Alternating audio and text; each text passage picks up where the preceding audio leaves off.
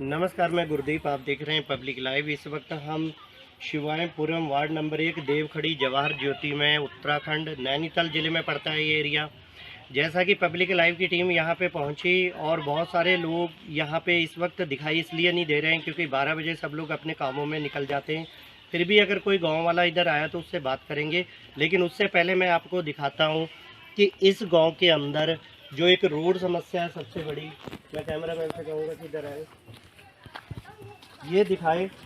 ये रोड कई सालों से ऐसे ही पड़ा हुआ है और ये रोड धीरे धीरे टूट रहा है।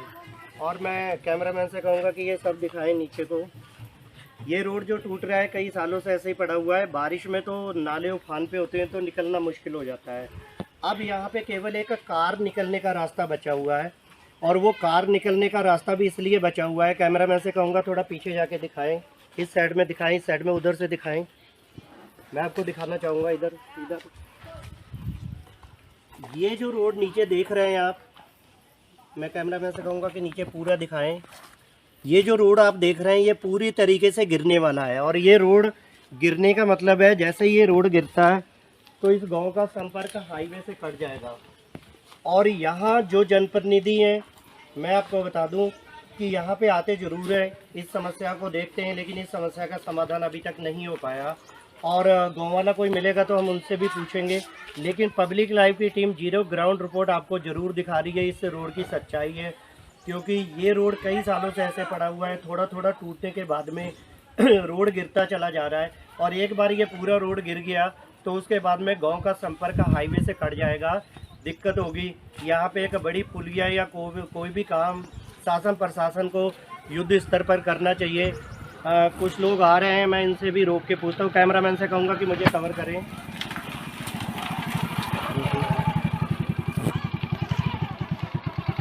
आप इसी गांव से हैं? जी यहीं से लोकल से। अच्छा, आपका नाम? पंकज जोशी। पंकज जोशी जी, मैं कैमरामैन से कहूँगा थोड़ा सा पीछे करके हमें कवर करें। पंकज जोशी जी, बहुत देर से हम यहाँ खड़े हुए हैं और मैं देख रहा हूँ कि ये रोड टूट रहा है और बारिश की में तो ये नाले उफान पे होते हैं तो निकलना मुश्किल होता है। आप इस गांव के बारे में कुछ बताएं कि ये रोड क्यों नहीं बन पा रहा है? पिछले 20 साल से यहाँ पर रोड का काम नहीं किया जा रहा है। ये राजनीति को लेकर किया जा रहा है।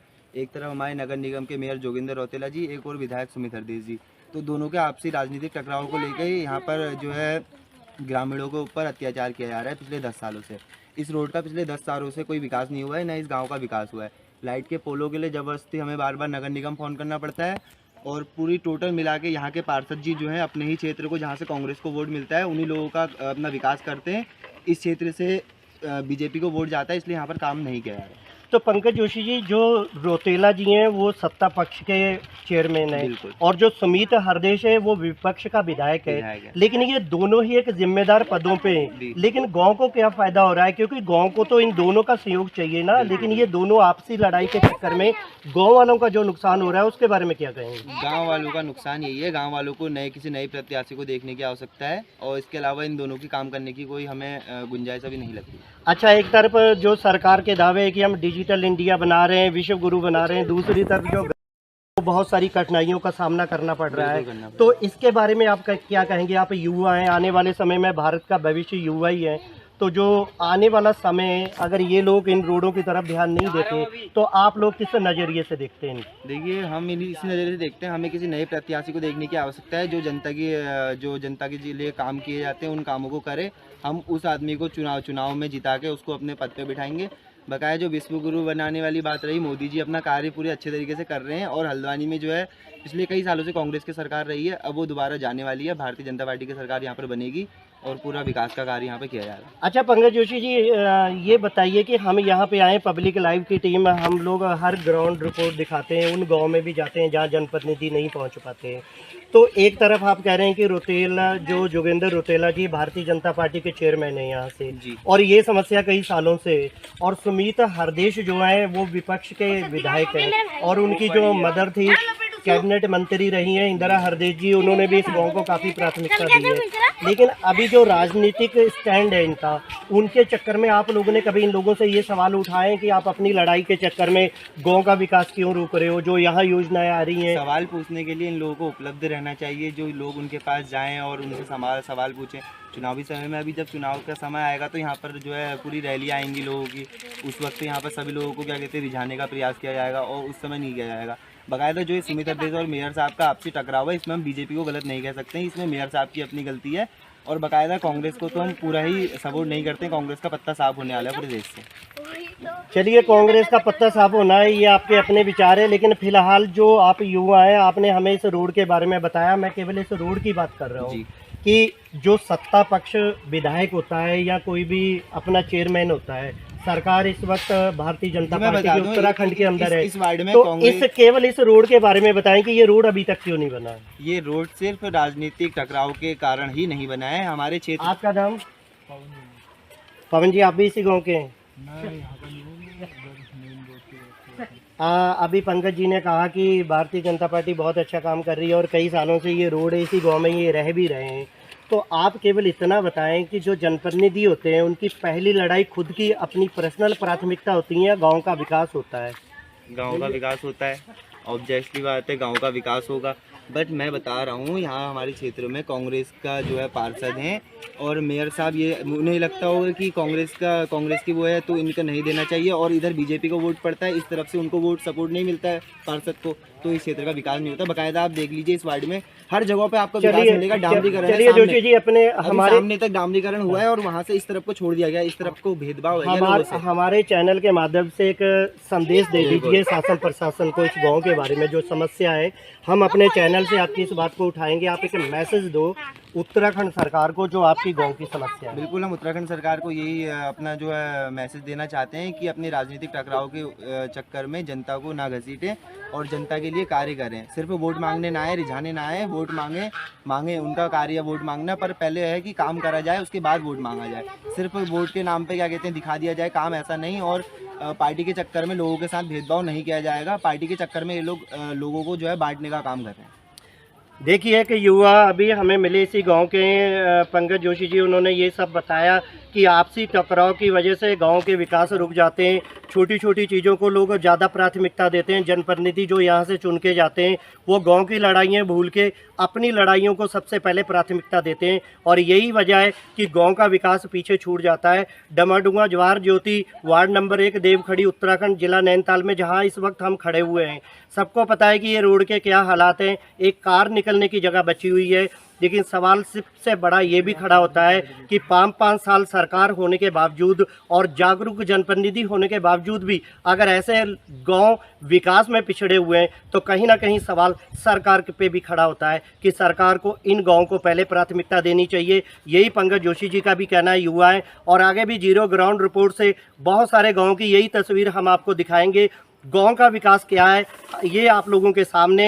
अब सरकार की सोचने की जिम्मेदारी है कि 5 साल सरकार होने के बावजूद भी अगर गांव के हालात ऐसे हैं फिर वो विकास कहाँ है जिसके सरकार बड़े बड़े दावे करती है। आगे भी जीरो ग्राउंड रिपोर्ट आप लोगों तक पहुंचाता रहूंगा। मैं गुरदीप सिंह, आप देख रहे थे पब्लिक लाइव, अपने सहयोगी कैमरामैन हरविंदर के साथ, उत्तराखंड जिला नैनीताल। नमस्कार, मैं गुरदीप, आप देख रहे हैं पब्लिक लाइव। इस वक्त हमें यहाँ शिवायपुरम वार्ड नंबर 1 देवखड़ी जवाहर ज्योति डमाडुंगा उत्तराखंड नैनीताल ज़िले में पड़ता है। इस गांव में हम आपको इस गांव के रास्ते की तस्वीर दिखाते हैं। ये आप देख सकते हैं कि जिस गांव में इस वक्त हम खड़े हुए हैं ये रोड है जो इस गांव को जोड़ता है। इस गांव को ये लिंक रोड है और सीधा नेशनल हाईवे से जोड़ता है, लेकिन इस रोड को पिछले कई सालों से ऐसे ही देखा जा रहा है। धीरे धीरे टूट टूट के बिखरने वाला ये रोड बारिश में आप देख सकते हैं कि केवल एक कार निकलने की जगह बची हुई है, इसमें केवल एक कार निकलने की, और ये कभी भी ढांचा गिरेगा और ये रोड पूरी तरीके से बंद हो जाएगा। आप देख सकते हैं, हम आपको नज़दीक से दिखा रहे हैं, आप ये रोड देख सकते हैं नीचे, ये रोड के हालात हैं। हम दोनों तरफ से दिखाते हैं आपको, ये देख सकते हैं ये पूरा रोड टूटा हुआ है। ये रोड कभी भी गिरेगा और इस गांव का संपर्क हाईवे से टूट जाएगा। शासन प्रशासन द्वारा कोई भी अभी तक कदम नहीं उठाया गया है। जनप्रतिनिधियों द्वारा इस गांव में केवल वोटों को प्राथमिकता दी जाती है। वोटों के बाद में कोई भी जनप्रतिनिधि इस तरफ नहीं आता। गाँव वालों का कहना है कि कई जनप्रतिनिधियों को कहा, लेकिन कोई भी इस रोड की तरफ ध्यान नहीं देता। और ये रोड गिरने का मतलब है कि इस गांव का संपर्क हाईवे से टूटना फिर लोगों के सामने सबसे बड़ी समस्या होगी निकलने की, क्योंकि रोड से जो गड्ढा है आप देख सकते हैं, नीचे की मट्टी सारी निकल चुकी है। आप अच्छी तरह देख सकते हैं कि मट्टी निकल चुकी है। और ये रोड जो केवल एक कार जाने का रास्ता बचा हुआ है, ये कभी भी ढह सकता है।